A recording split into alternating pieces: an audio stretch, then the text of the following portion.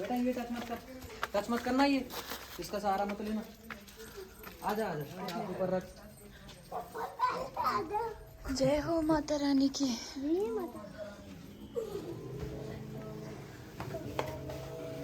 केवल पुष्कर तीर्थ में ही ब्रह्मा जी का पूजनीय स्थली होने कारण ब्रह्मा जी समस्त सृष्टि का उत्पत्ति करता होने के कारण इस पुष्कर को उत्पत्ति का केंद्र माना गया। क्यों सृष्टि रचयिता का केवल पुष्कर में ही पूजा मान्य है और पुष्कर को गुरु तीर्थ इसीलिए कहा गया कि ब्रह्मा जी सारे तीर्थों के गुरु। तो महादेव और भगवती शिवा के सहित ये आलिंगन मुद्रा में नंदी पर विराजमान होने कारण स्वरूप का नाम मणिवैदिक उत्पत्ति स्वरूप शिव सती माता। तो माँ भगवती के शक्तिपीठ का नाम श्री राजराजेश्वरी पुरोहिता मणिवैदिक शक्तिपीठ। श्री राजराजेश्वरी माँ भगवती का संबोधन नाम है। पुरोहिता पर्वत का नाम है। 108 पीठों में से 15वां सिद्ध पीठ पुरोहिता माता पुरोहिता देवी। इस पीठ की अधिष्ठात्री माँ आदिशक्ति गायत्री है, इसलिए गायत्री शक्तिपीठ। माँ सती के दोनों खंड कलाई होने कारण मणिवैदिक शक्तिपीठ। माँ वैष्णो के तीनों शक्ति अंश अवतार में विद्यमान होने कारण वैष्णव पीठ मान्य है। यहाँ पर आमिष पदार्थ का भोग नहीं लगता। प्रति माह के शुक्ल पक्ष के अष्टमी को यज्ञ आयोजन जगत कल्याण हितार्थे चंडी यज्ञ और उनके दशांश अन्नदान के रूप से भंडारा। अब वो कर पाना हमारे लिए कष्टदायक होने लगा। चल तो रहा है 15-16 साल से, परंतु कभी टेंट लगा के कभी तंबू लगा के ऐसा करके होता रहा। अब जाके माँ की कृपा हुई कि थोड़ा यज्ञ मंडप व भोजनालय की सुविधा बनाने में प्रयास माँ की कृपा से संभव होने लगा है। पहले ये अज्ञात शक्तिपीठ होने कारण यहाँ कोई आ नहीं पाता था।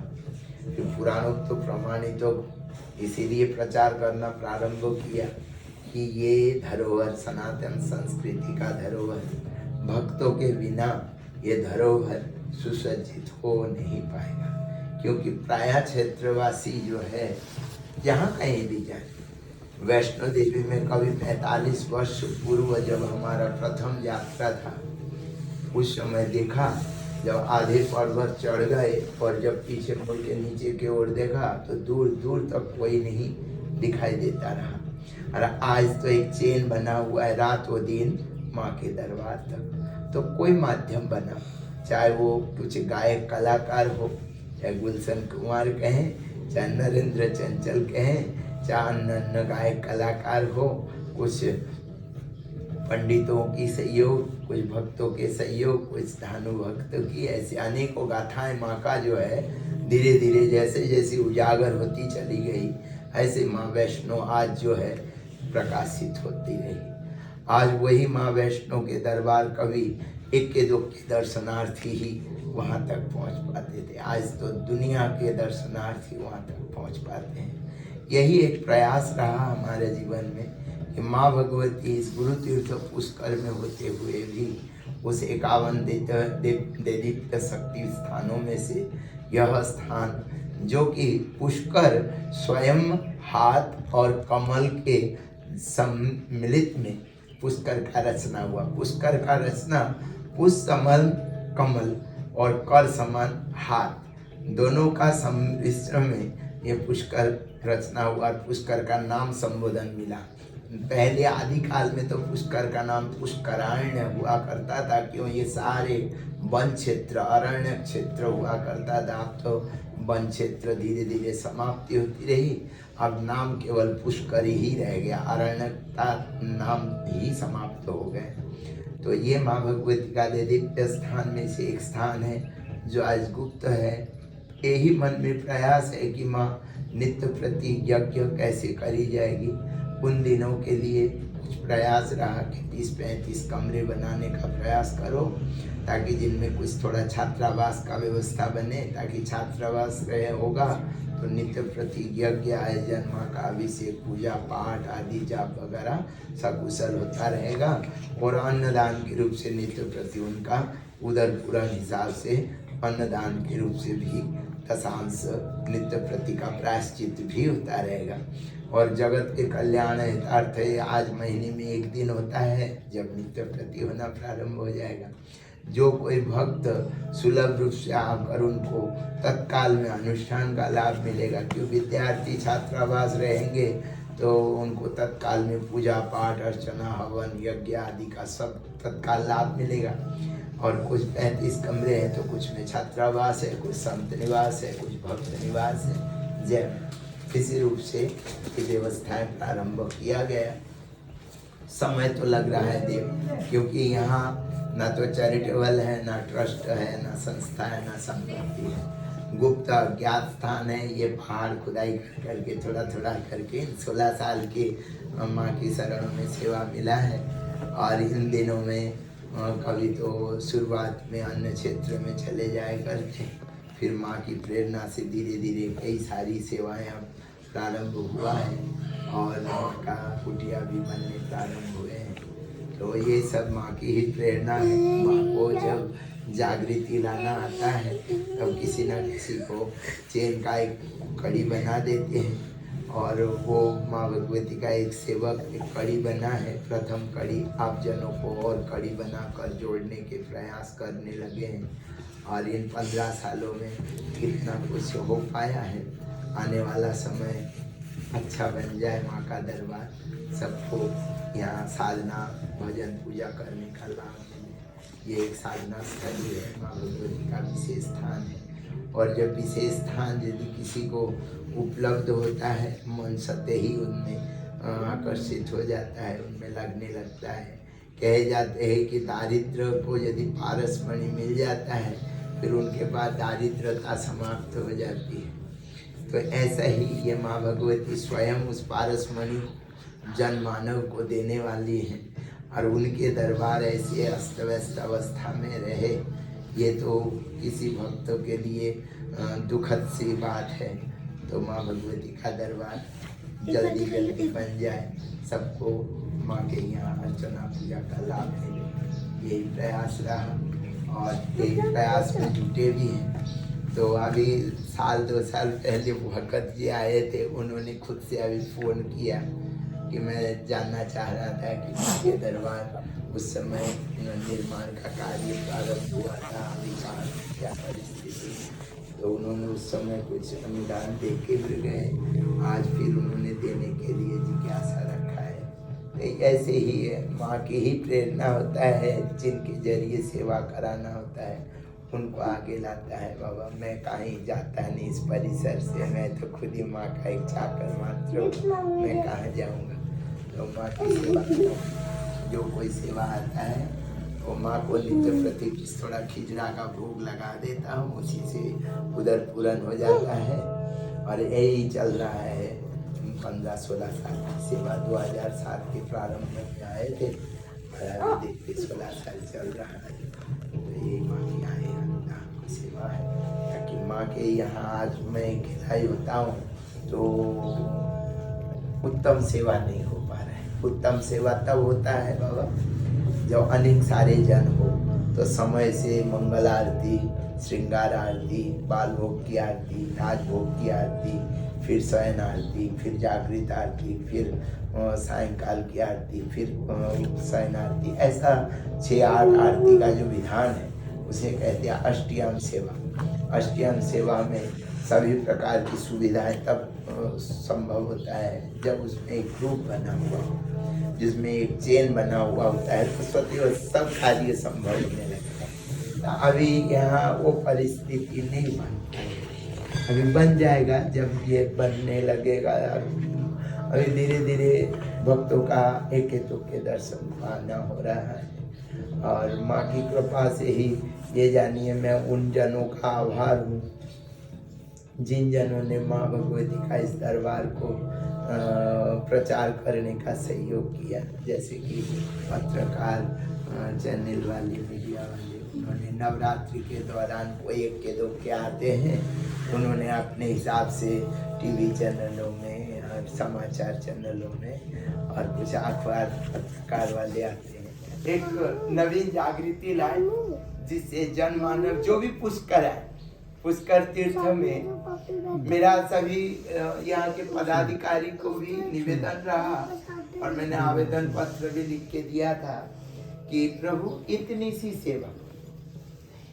सी सेवा शक्तिपीठ दर्शन, मणिवैदिक शक्तिपीठ, चामुंडा माता, ये जो एरो है, जो एंट्रेंस बोर्ड है रोड के ऊपर जो बोर्ड, उस बोर्ड में ये तीर का निशान दोनों तरफ से जब लगता है तो इधर से आने वाले को भी इधर आना होगा, यही तीर का निशान उस तरफ से जब लग जाएगा तब उधर से आने वाले को भी इधर आना।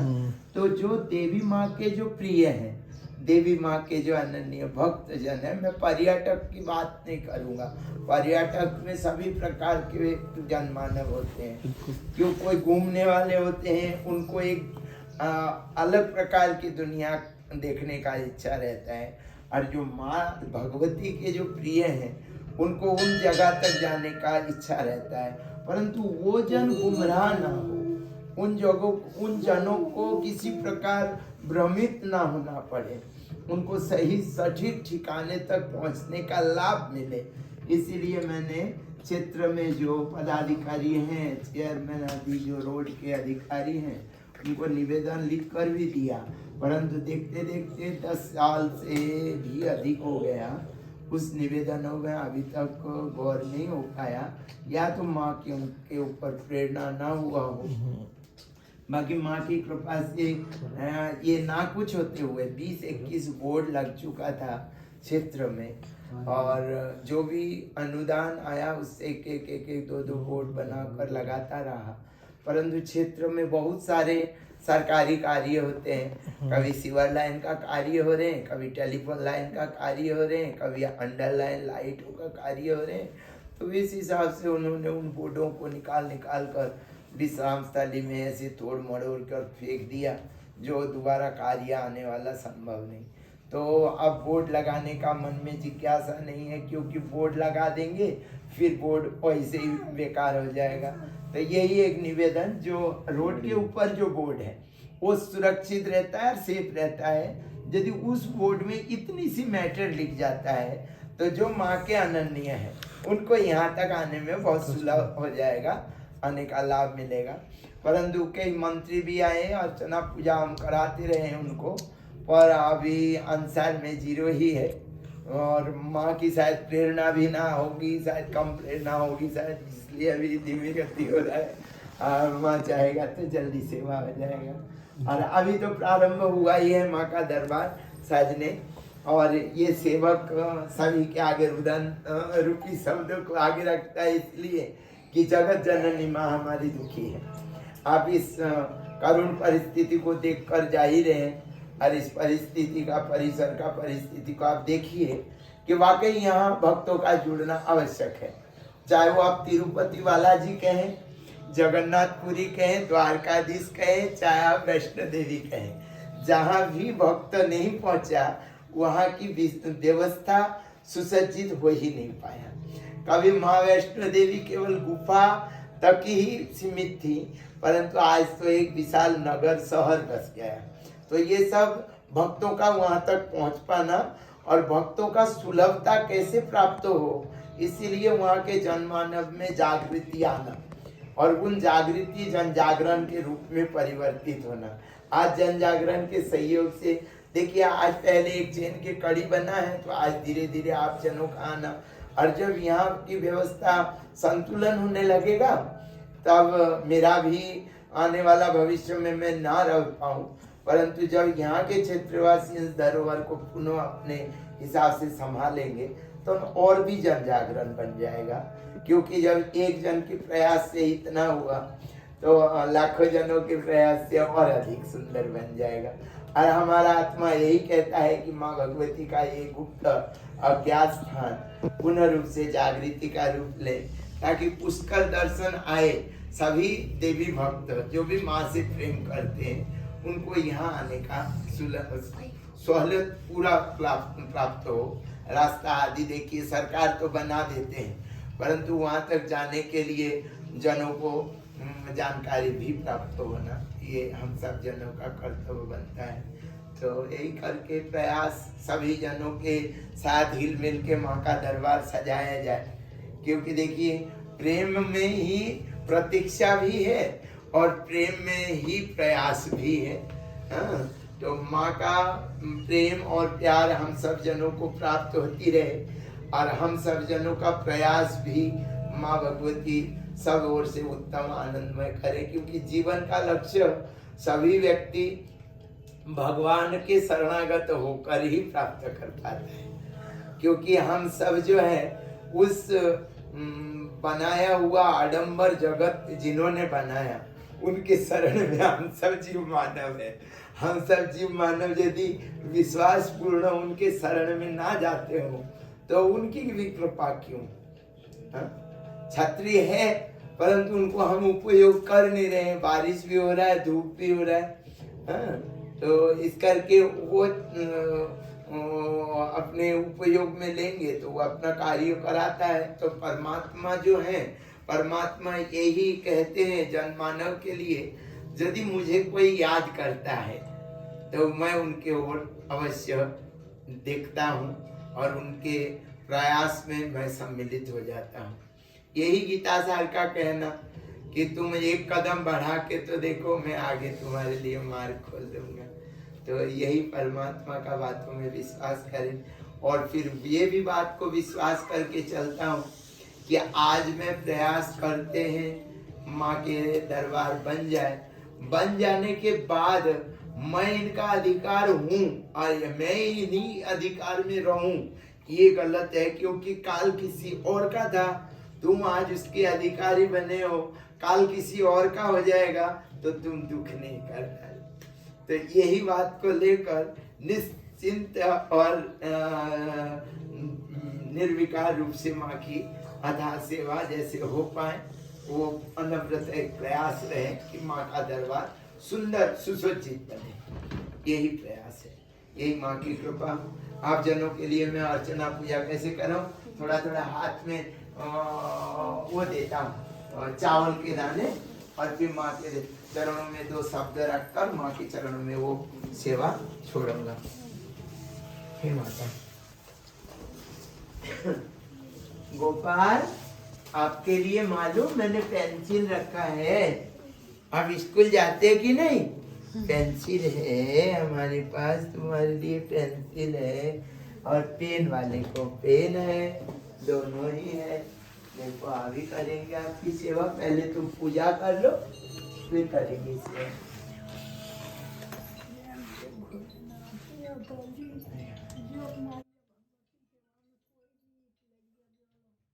जय मां प्रभु, जय मां, जय मां। बाबू तुम मंदिर में आ जाओगे? आ जाओ, आ जाओ, आधा घंटे में मंदिर आ जाओ। मैं थोड़ा सा भक्त जनों के सेवा में हूँ, मैं तो 1 बजे तक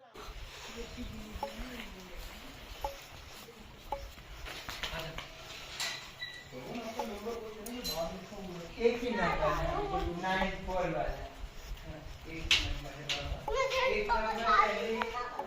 हाँ, जो वो तो बंद हो गया।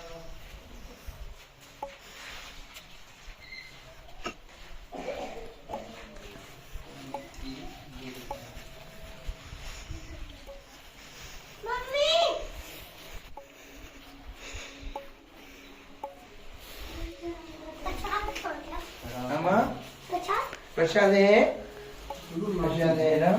जय भोले की।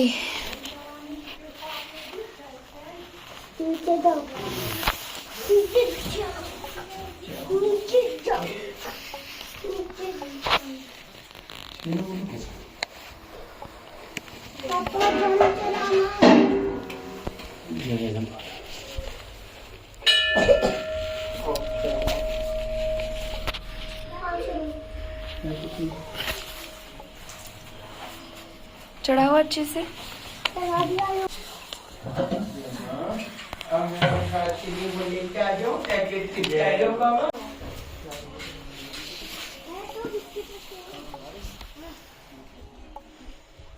काट जाएगा ये आ गया।